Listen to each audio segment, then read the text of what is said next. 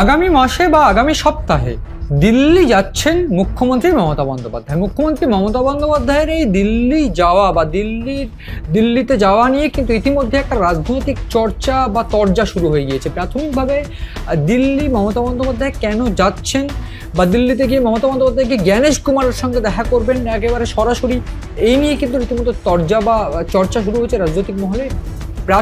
অত্যন্ত প্রাসঙ্গিকভাবে এইটা মনে করা হচ্ছে যে বিভিন্নভাবে এই গোটা দিকটার বা এই দিল্লিতে মুখ্যমন্ত্রী মমতা বন্দ্যোপাধ্যায় যাবেন তা নিয়ে কিন্তু বিভিন্ন প্রশ্ন বা বিভিন্ন দিক থাকছে। তার কারণ প্রাথমিকভাবে আমরা সবাই জানি যে চলতি বছরে বা একেবারে চলতি মাসের শুরুর দিকে ইডির যে অভিযান, সেই অভিযানের পর আইপ্যাকের অভিযানকে ঘিরে রীতিমতো যে চাঞ্চল্যকর দৃশ্য আমরা দেখেছি, যে ভয়ানক দৃশ্য আমরা দেখেছি, যে মুখ্যমন্ত্রী মমতা বন্দ্যোপাধ্যায় খোদ তিনি গিয়েছিলেন, তিনি গিয়ে বিভিন্ন ফাইল তিনি নিয়ে এসেছেন। তার পাশাপাশি আইপ্যাকের যে অফিস, সেই অফিসে গিয়েও তিনি বিভিন্ন ফাইল নিয়ে এসেছেন, যা নিয়ে সুপ্রিম কোর্টে এই মুহূর্তে মামলা চলছে।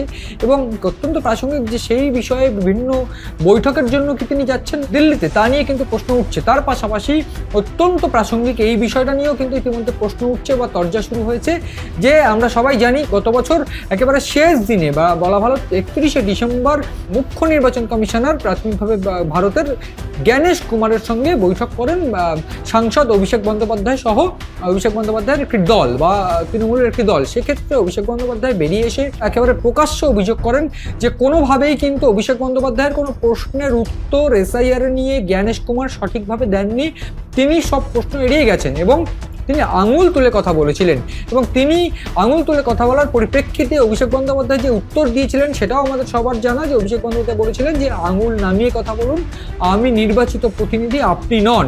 তো এই গোটা বিষয়টা নিয়ে যখন রাজনৈতিক তরজা শুরু হয়েছে, ঠিক তখন মমতা বন্দ্যোপাধ্যায় কি দিল্লি গিয়ে সরাসরি জ্ঞানেশ কুমারের সঙ্গে বৈঠক করবেন, এই বিষয়টা কিন্তু অত্যন্ত গুরুত্বপূর্ণ হয়ে উঠছে। তার কারণ ঠিক আগামী মাসেই কিন্তু এই বৈঠক যদি হয় বা এই মমতা বন্দ্যোপাধ্যায় দিল্লি যাত্রা করেন, যদিও প্রাথমিকভাবে মনে করা হচ্ছে যে 14ই ফেব্রুয়ারি যে একেবারে ফাইনাল রোল বা ফাইনাল ভোটার তালিকা প্রকাশের যে দিনক্ষণ নির্বাচিত হয়েছে বা দিনক্ষণ ঠিক হয়েছে, সেটা একটু পেছোতে পারে। যদিও একেবারে এটা পরিষ্কার যে আগামী মাসেই কিন্তু ফাইনাল রোল বা ফাইনাল ভোটার তালিকা প্রকাশিত হবে। ঠিক তার আগে জ্ঞানেশ কুমারের সঙ্গে বৈঠক যদি হয়, সেটা অত্যন্ত গুরুত্বপূর্ণ। সোমবার রাজভবনে একেবারে রাজ্যপাল বোসের চা চক্রে অনুষ্ঠানে যোগ দিয়ে পরিষ্কার করে মমতা বন্দ্যোপাধ্যায় বলেন যে দিল্লি তিনি যাচ্ছেন এবং দিল্লি গিয়ে তিনি বেশ কিছু জায়গায় যাবেন। এবং প্রাথমিকভাবে দিল্লি যাওয়া কবে যাচ্ছেন, যদিও প্রাথমিকভাবে মনে করা হচ্ছে যে সূত্র মারফত যে খবর পাওয়া যাচ্ছে আগামী মাসের শুরুতেই তিনি দিল্লি যাচ্ছেন, অর্থাৎ ফেব্রুয়ারির একেবারে শুরুতে। ফলে এই ফেব্রুয়ারির শুরুতে তার দিল্লি যাত্রা এটা কিন্তু অত্যন্ত গুরুত্বপূর্ণ। এবং এই মুহূর্তে দাঁড়িয়ে যদি তিনি এসআইআর কারণে যান এবং সেক্ষেত্রে দিল্লিতে গিয়ে জ্ঞানেশ কুমারের সঙ্গে বৈঠক করেন, তাহলে কিন্তু এই মুহূর্তে দাঁড়িয়ে রাজ্য রাজনীতিতে একটা ভয়ানক মোড় নেবে কিন্তু এই গোটা দিল্লি যাত্রা মুখ্যমন্ত্রী মমতা বন্দ্যোপাধ্যায়, তা কিন্তু বলার অপেক্ষা রাখে না।